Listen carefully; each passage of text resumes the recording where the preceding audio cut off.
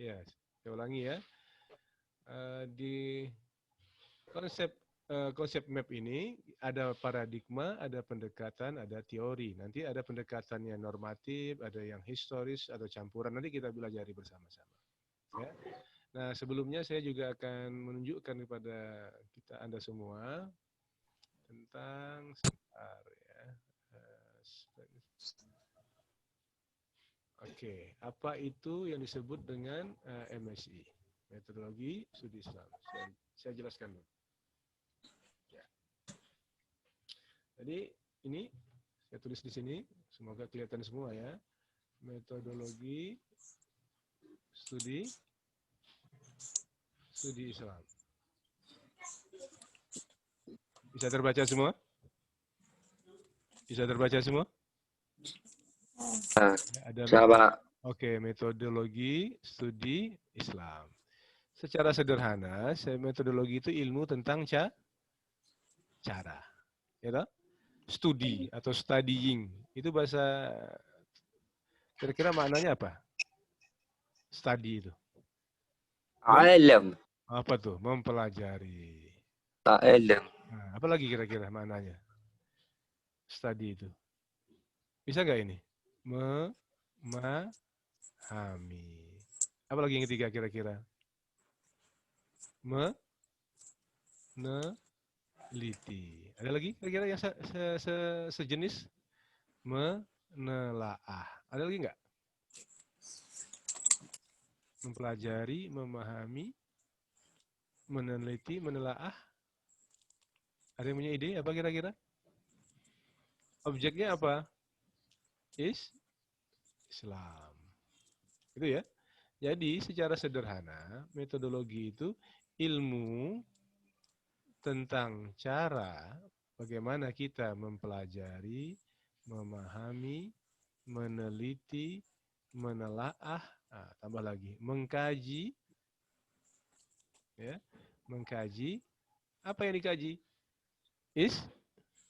Islam. Tapi karena Islam ini kan luas sekali aspeknya tadi ya, ada aspek ibadah, ya toh? Ada aspek akidah, ya toh? Ada aspek hukum, apa lagi? Ada kitab sucinya, apa lagi?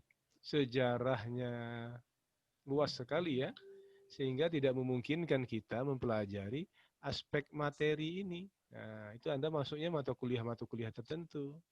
Yang kita pelajari hanya caranya. Ya, ilmu tentang cara mempelajari ini. Nah, mempelajari apa? Mempelajari Islam. Dari sekian banyak materi-materi keislaman.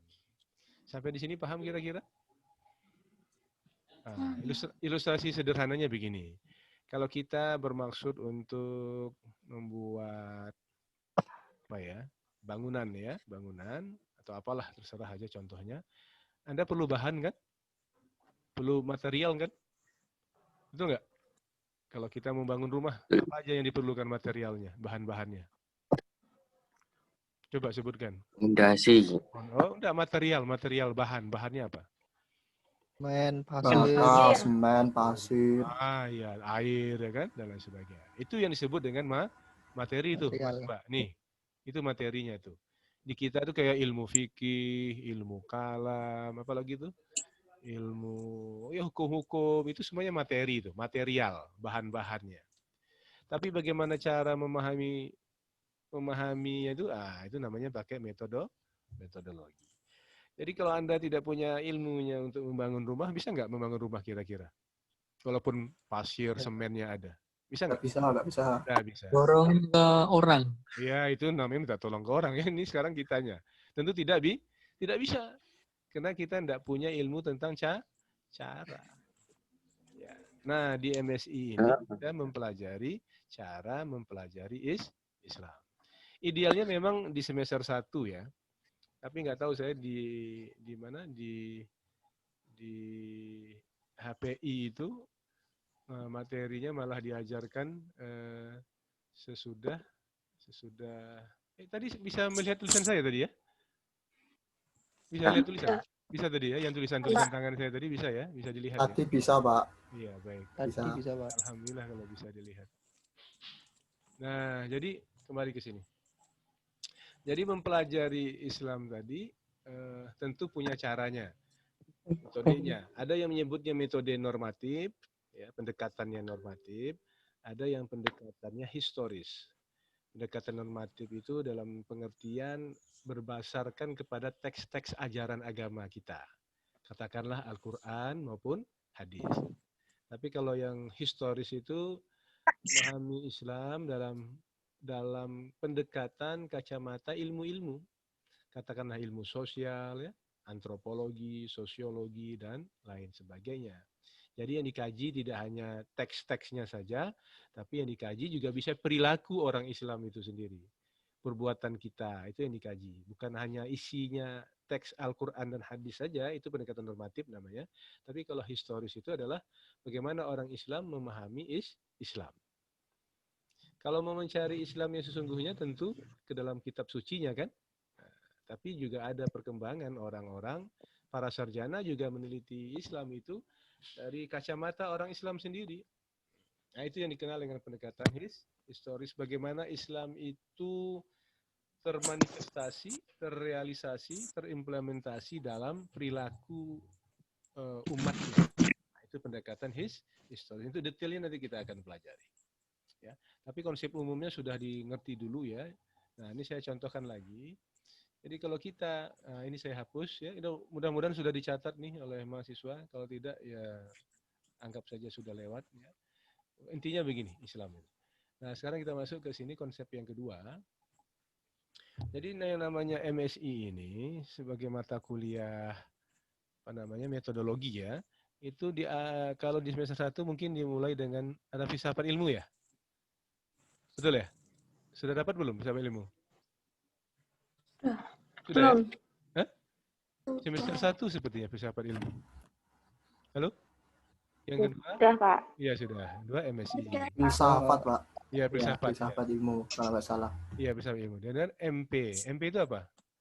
Metodologi penelitian. Nanti Anda kalau semester itu MP itu semester 4. Nanti semester 5 ada lagi metodologi penelitian hukum atau metodologi penelitian muamalah. Yang muamalah atau HKI. Nah, terakhir nanti baru yang namanya skripsi. Nah, ini mata kuliah ini, Mbak. Ini mata kuliah sequence apa ya, Mas ya? Satu paralel ya terkait dengan metodologi. Nanti kalau udah semester atas Mas Mbak dapat MP namanya tuh. Mata kuliah metodologi penelitian. Bagaimana meneliti yang baik ya. Kemudian nanti baru skripsi, bagaimana menulis skripsi yang baik. Nah di MSI ini dikasih dasar-dasarnya dulu, bagaimana memahami Islam. Nah jadi saya kalau membuat ilustrasi sederhana Mbak Mas, kalau ibaratnya MSI itu, ini ibaratnya rumah ya Mas ya. Di rumah itu ada kamar nggak? Ada ruang-ruang nggak? Ada, pasti ya. Ada kamar. Pak. Oh ini saya kayak Pak Tino Sidin kalau zaman dahulu kala ya. Ada yang kenal Pak Tino Sidin nggak? Nggak kenal ya. Itu memang generasi old. Yang kenal generasi old ya. Ini ibaratnya pagar ya kan. Ini ada pintu masuknya nih. Ininya nih. Ini belajar MSI sambil belajar menggambar ya. Mas Mbak, di rumah ini rumahnya namanya rumah Islam ini Mbak, Mas. Rumah studi Islam. Studi Islam. Dalamnya ada ilmu kalam. Ada ilmu tafsir. Ada ilmu hadis. Bentar, dia masuk nih. Ada ilmu hadis. Ini saya tulis nih. Apa lagi? Ilmu fikih. Apa lagi? Fikih. Oh iya, fikih. Apa lagi?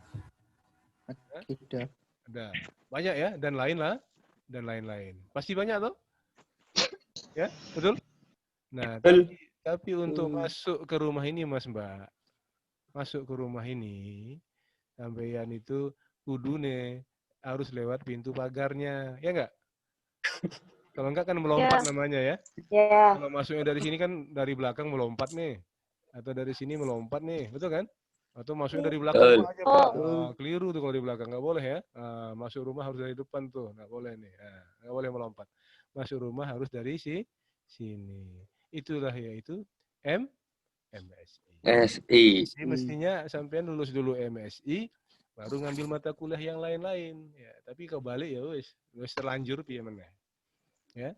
Jadi dimulai dulu dari belakang baru Anda ngambil kan Caca. SI. Tapi ilustrasi Caca. Caca mencalon. ya. Bentar. Kira-kira ilustrasi begini paham?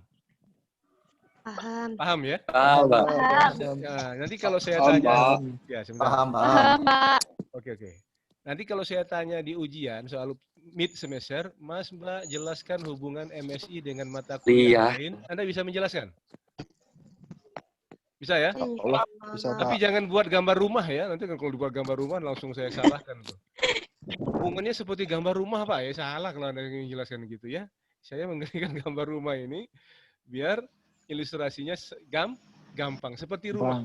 Nah, kan orang itu kalau dikasih contoh kan dia bisa paham, betul nggak? Kalau dibuat contoh kan orang agak sulit memahaminya. Jadi MSI itu seperti pintu masuk pertama di dalam memahami ilmu-ilmu keislaman. Gitu? Ini kan non sewu dari backgroundnya kan macam-macam. Mungkin ada yang dari umum ya, ada yang dari SMA, ada yang dari aliyah, dari pesantren. Jadi saya kan ngajarnya harus pelan-pelan dan betul-betul dasar banget, ya kan? Jadi saya betul-betul mengajarnya dari bawah Ya, dan Pak. dasar banget. Jadi biar semuanya punya pemahaman yang sama. Nah sekarang begini, sampean dahulu sebelum masuk YIN pasti sudah mengenal ajaran Islam. Sudah pernah belajar mungkin di rumah, ya kan? Di musola, Iya. di madrasah, ya toh? Iya. Yang ngajar mungkin bisa ustadz, atau mungkin guru, atau ibu bapak kita sendiri kan? Nah, sekarang Anda juga belajar hal yang sama di YIN. Qurannya sama nggak? Sama. Sama. Hadisnya? Sama. Sama. Materialnya hampir dikatakan sama. Ya. Tapi apa yang membedakannya? Cara mempelajarinya, ya kan? Cara memahaminya, cara mempelajari material tadi. Kalau tadi dalam zaman dahulu mungkin hanya menghafal ya, kebutuhan kita untuk menjalankan agama, tapi kalau di perguruan tinggi, kebutuhan kita di samping untuk mengamalkan agama kita, tapi kita juga harus hubungkan dengan pengembangan ilmu pengetahuan. Ya, harus dihubungkan dalam rangka ilmu pengetahuan. Sehingga pemahaman kita tentang Islam itu lebih luas. Mungkin bisa beda pemahaman kita dahulu dengan yang sekarang. Ya enggak? Ya, yang dahulu mungkin kita dapatnya itu karena didoktrin, ya, karena dulu didoktrin, ya. Tapi kalau sekarang kita berusaha untuk lebih memahaminya dengan menggunakan ilmu pengetahuan. Entah itu ilmu-ilmu keislaman, entah itu ilmu-ilmu yang bukan keislaman. Katakan ilmu-ilmu yang sekuler, ya, ilmu sosiologi, antropologi, filsafat, apalagi itu dan lain sebagainya. Nah, di situ kita di mata kuliah ini nih diharapkan melihat Islam itu sebuah entitas, sesuatu yang luas, tidak monolitik. Monolitik itu dalam pengertian hanya dalam satu tafsiran saja. Oh yang benar tafsiranku, oh yang benar pemahamanku, oh yang benar organisasiku, oh yang benar apa sekteku atau aliranku yang benar. Nah, tidak. Dengan memahami ini kita bisa memahami oh Islam itu tafsirannya luas. Memang ada hal-hal yang disepakati bersama, yang prinsip-prinsip utamanya itu tidak ada perbedaan. Tapi di bidang-bidang yang cabang, furu ya, pernah dengar istilah furu? Kalau bahasa Arabnya begini nih. Kalau hal-hal yang sifatnya prinsip, ya, ini saya tulis ya, prinsip misalnya dalam Islam, misalnya tentang akidah itu orang Islam tidak akan berbeda pendapat. Tapi kalau yang sifatnya cabang atau dalam bahasa Arab disebut dengan furu'iyah, far'un kalau apanya mujarradnya itu far'un, itu orang bisa berbeda pendapat. Ya, makanya ada mazhab-mazhab fikih. Tapi tidak ada mazhab-mazhab syariat karena syariat itu satu. Tapi yang berbeda itu adalah fikih. Orang sholat subuh berapa rakaat? Dua. Dua. Wah. Ada yang lebih dari dua. Karena biar banyak aja, biar pahalanya banyak. Ada nggak? Nggak ada. Ya kan? Itu namanya prinsip utama syariatnya. Tidak ada berbeda orang mau di Indonesia, mau di Barat, mau di Cina, mau di Rusia. Sholat subuhnya pasti 2 rakaat. Betul kan? Tapi kemudian kalau dia dalam subuh menggunakan doa kunut atau tidak, itu orang sudah berbeda-beda. Kalau mazhab ini, Syafi'i pakai kunut, yang lain tidak pakai kunut. Itu udah furu' itu. Itu sudah masalah cabang yang orang-orang akan berbeda pendapat. Yang penting tidak merasa kita yang paling benar. Anda mau pakai kunut ataupun tidak pakai kunut, yang penting sholat subuh. Betul nggak? Betul. Itu contoh sederhananya ya. Mana yang prinsip dalam beragama, mana yang persoalan-persoalan yang disebut persoalan khilafiyah. Pernah tahu khilafiyah? Pernah tahu nggak khilafiyah? Persoalan-persoalan yang menimbulkan banyak perdebatan khilafiyah. Ya, itu artinya khilafiyah. Oke, itu namanya persoalan-persoalan yang orang-orang bisa berbeda pendapat. Nah, sampai di sini paham sekarang kira-kira bagaimana maksud dari mata kuliah MSI ini? Ada pertanyaan silahkan ya. Ya Allah. Ya Allah. Insya Allah Pak paham. Oh, insya Allah paham ya. Nah, hari ketemu kita hari Selasa, saya siapkan materinya karena saya dengar-dengar kalau Zoom ini menyedot banyak pulsa ya, paket data. Betul, betul sekali Pak. Ini untuk pertama kali. Saya pakai Wifi. Iya Pak, terus Pak. WA, WA. Ya, ini untuk yang pertama dulu kan enggak apa-apa ya, biar saya tahu juga Ya. nama mahasiswa saya. Biar tahu wajah-wajah Iya. Wajah-wajah apa ini? HPIC Pak. Ya, Gavina Novita videonya diaktifkan. Siapa tuh Gavina Novita? Safina Pak. Ya. Safina. Safina. Caca. Safina. Nah, diaktifkan dulu videonya. Lovia juga tuh ya. Oke, semua bagus. Ini kalau saya lihat di Siakar, kita itu 37 orang ya. Tapi saya lihat yang di sini baru 35. apa nih? 35 ya? Iya Pak. 35 artinya masih ada 2 yang belum hadir ya. Biar saya tahu mana yang tidak hadir, Mbak Mas harus menulis tadi nama, asal, dan alumni dari mana. Udah nulis semua belum? Udah, Pak. Udah ya, ini kan direkam oleh saya, nanti saya bisa mengisi Siakar. Oke, kayaknya juga ada yang mengulang ini ya? Ada wajah lama nggak ini? Nggak ada? Ya baru semua? Ya Pak. Ada. 2. Yang pakai kacamata itu. Namanya siapa tuh? Andika. Oh ya, nggak tahu dulu dosennya siapa Mas Andika? Belum ngambil Pak Mas dulu. Andika sama Mbak Wibi. Mbak Wibi, dulu dosennya siapa? Bima Rahman semester 10 Pak. Iya. Tuwek mencah. Yang ngulang-ngulang itu siapa dosennya dulu nggak ingat? Bima Pak itu Pak. Ya, Dulu ya, belum Kita yang ingat. oh, Mbak Wibi kurang jelas suaranya, putus-putus. Ya, di apa ditulis? Saya nggak ingat. Saya siap. Kita kayaknya ingat dulu. Kita itu Ya. pura-pura. Ya, baik. Ini walaupun ngulang bukan berarti harus lulus ya. Kalau tidak, ya ini catatan aturan kuliah kita. Hadirnya tiga kali Anda boleh tidak hadir ya. Ya mungkin isi seminar atau di mana gitu, enggak apa-apa. Tapi usahakan jangan lebih dari 3 kali ya. Kalau 3 kali nanti sistem Ya, Pak. nggak bisa. Yang iPhone siapa nih? iPhone. Tidak mengubah namanya nih, iPhone. Nggak tahu saya namanya siapa nih Mbak. Tulisannya iPhone ya. Namanya nama asli ya, jangan pakai nama singkatan atau nama alias ya. Yang dikenal saja.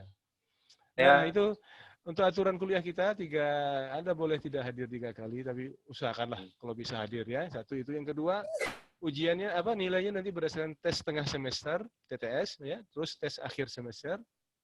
Kalau nanti tiba-tiba kalau Ada koneksi. sebentar. Nanti Saking kalau mencacah. sebentar, kalau tiba-tiba Enak weh. sebentar. Saudara Ahmad tua Pak. Sebentar. Kalau nanti tiba-tiba Zoom-nya hilang, itu tandanya jatah gratisnya sudah habis ya. Kita nanti menghilangkan sendiri-sendiri ya. Ini kan kuliah awal dulu, nanti yang kedua kita pikirkan pakai apa. Tapi saya udah siapkan materinya nanti lewat video atau gimana, nanti Anda tinggal unduh saja. Ya. Silakan kalau ada yang bertanya. Ini yang Ipon mengangkat tangan, ada apa Mbak Ipon? Enggak, Pak, enggak. Ya, itu namanya nanti diganti. Mbak iPhone. Ngangkat tangan ini kan ini. Roy Kiyoshi Roy Kiyoshi mau mana? bertanya. Roy Kiyoshi. Kacau. Iya. Oke. Betul ini, nggak ada yang bertanya lagi? Cukup? Ada, Pak. Cukup ya? Cukup. Ya. Raihan mau bertanya. Oh, silakan. Ada yang bertanya? Enggak, Pak. Diwakilkan Adima, Pak. Diwakilkan Oh iya, Adima. ketua kelasnya siapa? Ketua kelasnya? Pak, belum tahu Pak. Belum pernah ketemu? Mau bertanya. Bertanya apa? Kalau Rumah ada... Bapak Oh, di mana? Ya, baik, saya lupa. Saya Ismail Yahya, dosen MSI sejak 27 tahun yang lalu, sejak 99 saya alumni. Ya, saya alumni kedua ya, alumni kedua IAIN Fakultas Syariah. Jadi kakak kelas saya itu Pak Mudofir yang rektor, saya sekarang dekan Fakultas Syariah. Kenal saya belum? Kalau ada yang belum kenal, saya kasih langsung nanti ya. Dekannya sendiri nggak kenal ya. Oke, rumah saya di Jaten, Karanganyar. Dekat ke arah mana tuh? Tawangmangu ya. Ya. Jatennya mana, Pak? Jatennya Perum Geriadi. Ya, besok kalau nggak COVID silakan datang ke rumah ya. Kalau tidak siap. COVID saja. Kalau COVID Ya. Di Roy Kiyoshi Karanganyar Pak niku Pak. Oh iya, baik. Ya, saya ini juga ini loh, penasihat IMAKA, Ikatan Mahasiswa Karanganyar. Oh iya. Jadi kalau ada yang orang Karanganyar tapi nggak ngerti saya itu tandanya nggak ikut di IMAKA. Ya? Oke. Ada lagi yang bertanya? Ya itu tadi ya, saya tinggal di Jaten. Baik. Asli saya Pekanbaru, Riau. Maka tadi saya tanya, ada nggak yang dari luar Jawa? Ternyata tidak ada ya. Tadi ada yang dari Palembang ya. Oke. Baik. Sampai ketemu berikutnya. Ini Zoom-nya kalau mau dipakai, pakai saja sampai dia hilang. Karena masih ada waktunya mungkin sekian menit, 10 menitan ya. Saya tidak saya tutup, jadi Mas Mbak, saya kecilkan volume saya, jadi sampean bisa menunjuk ketua kelasnya siapa itu. Ya. Gitu ya? Oke, baik. Saya habis Zoom-nya hilang sendiri, jangan silahkan pakai dulu sampai selesai. Saya cuman terima kasih atas waktunya semua. Sampai ketemu insya Allah di hari Selasa. Kalau saya nggak bisa, karena mungkin ada rapat, ya maklum ada kesibukan, nanti saya akan beritahu kita gantinya kapan. Begitu ya? Terima kasih atas pengertian. Sampai ketemu lagi. Saya harus mematikan recording.